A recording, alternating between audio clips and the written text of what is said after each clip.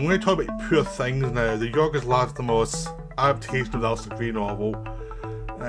And it's one of the big successes of the year. It kind of is a follow-up to The Favourite, which was also a big success a few years ago, and the director got money to go and do a bigger film, to have a bigger budget, to have like sets and design the world a bit more, which he took full advantage of to make a more fantastical world. Very much a bit Paul Pressburger in the embrace of the fantastical and not trying to make it realistic, and but also like influenced by Terry Gilliam, where it's a bit over designed at times and it's a bit like, look at me, I'm designing stuff, you know, that kind of thing. There's a bit of that as well. But that's a film I enjoyed, but I didn't love it. There's a lot of stuff to really enjoy in the film, but there's a couple of things that kind of keep it back from being great. The main thing, I think, is the length. I mean, it's 2 hours 20, it should have been 2 hours. It just felt like they'd cut down the novel to do what they wanted to do with it. And then I think it needed like one more pass in the editing suite just to look at it and say, okay, do we really need this, or this? I think the director kind of fell in love with some of the performances. So even though Matt Ruffalo is very good as the cat who keeps turning up and gets more and more pathetic, there was a bit much of him. It was like, yeah, the director likes this performance, but it kind of slows the pace down a little bit when it distorts the kind of simple storytelling technique.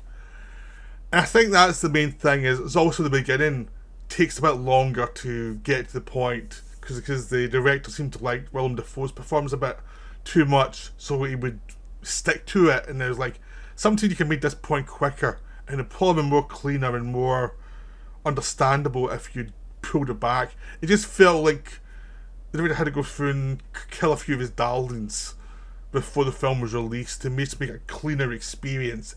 And he didn't really do that with this one, and I think that's the main issue, is the sense of, I really enjoyed it, but if it had been like edited in a bit more, I probably have loved it a lot more, because there was so much good stuff in there.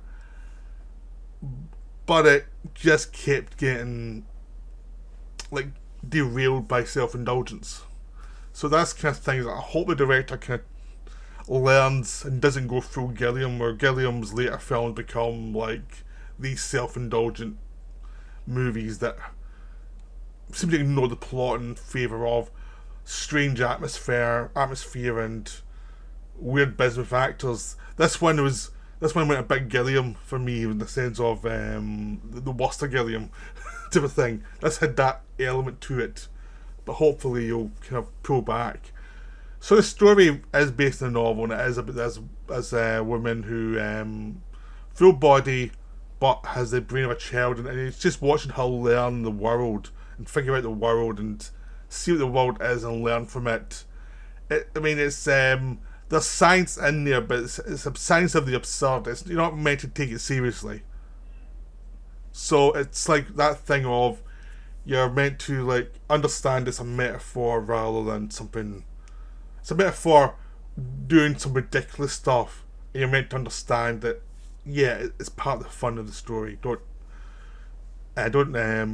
get too wound up with science. Again, that's one of the reasons why I think the running time got in the way, because it actually kind of gave it a sense of self-importance and weight that it had, but by slowing the pacing down a little bit, it makes it a bit self-important, and it makes the absurd feel a bit weighed down by just having too much of everything, when a cleaner sense of humour would have worked better. If you look at old Howard Hawks movies, he rattles along but gets a lot in, and this film seems to be kind of going for that sense of, there's lots of stuff in here, and it should be going at a pace, but it's not really going at a pace, it's going at a kind of more self-indulgent pace.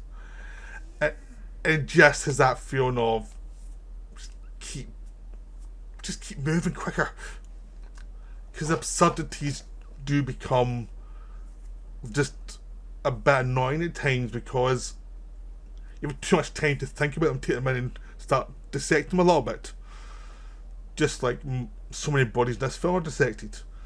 And the best part of it is Emma Stone as the lead Bella, as you go from her from being innocent to learning about sex, to learning about the world, about how the world isn't fair, and how certain men are insecure and crazy, and it's about her learning how to become a person in the world.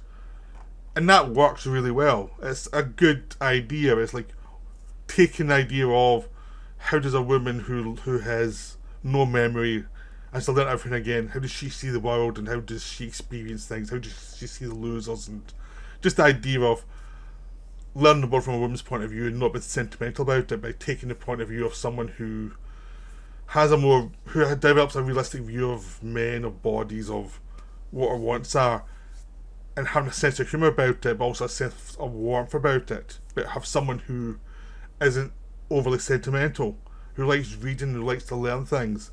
All that stuff's great. It's just too long.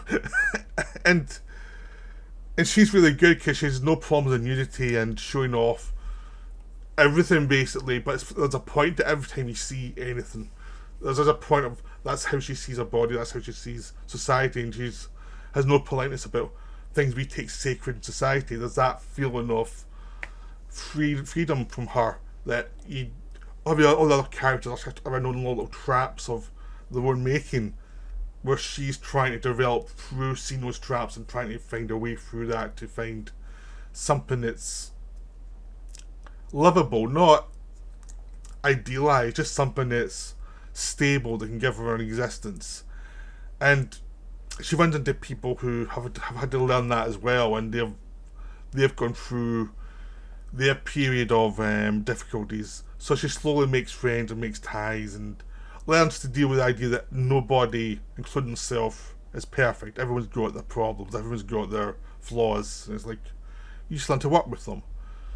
You know, there's a direct brutality to this character that's really enjoyable, because she just says things that she's thinking and has no care for people's feelings, which is always hilarious. And the film does look at just the kind of pretensions of the upper classes and middle classes, and the sense of what certain people want, how some people take advantage of other people for their own needs, and how pathetic a lot of it's based on really bizarre motivations that are just silly and childish.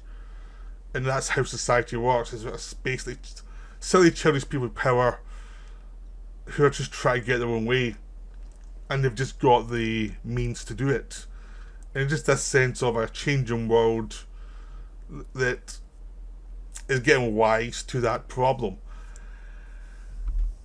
So the film has a lot in its mind. It's got a lot of ideas that are floating through it. It's very influenced by like Belle de Jour and Buñuel. Again, Buñuel would be a lot quicker with this stuff. You know, like if you look at Buñuel in the 50s and 60s and 70s, he could take apart things really fast, and he didn't need to over-design things. I guess a film where you get a director with a lot of influences coming through this one, probably more than you've seen his other films, and probably a bit too much. It probably need to be reined in slightly. It's a film that could have also done with like a little bit less money to spend, because a lot of the images are pretty, but I'm not sure you needed a lot of them. I think a lot of them are stuff you have in there. If you had less money, you'd been finding a more inventive way to do that. Is that kind of element to the film? So it's just a director who got a lot of money given to him, a lot of time, a lot of indulgences, and he had a good material and a good cast, but he just didn't really pull it together to rein himself in to deliver a terrific streamlined experience. It's that kind of thing where it's like, it's something that happened. Well, Guillermo del Toro did Nightmare Alley after he won his Oscar, and he was the same way, where he had Nightmare Alley is a really enjoyable film, but it's 20 minutes too long and it's overproduced. It's the same thing here. It's like Nightmare Alley had terrific performances, a lot of really good stuff, but it was a bit too much. And this film is the same problem, just a little bit too much. The director needed to be just kind of restrained slightly. But there are worse crimes. It's still an interesting film. There's still lots to enjoy. I mean, I know I'll happily rewatch it. There's lots of really enjoyable stuff. I can see why I wanted to keep certain things in. It's just that you probably shouldn't have. Yeah, you know, it's just one of those things. A bit of self-indulgence going into this one. But still highly recommended. Go see it. It's really good. Right, that's me for now. Hope you enjoyed the video. Right, bye.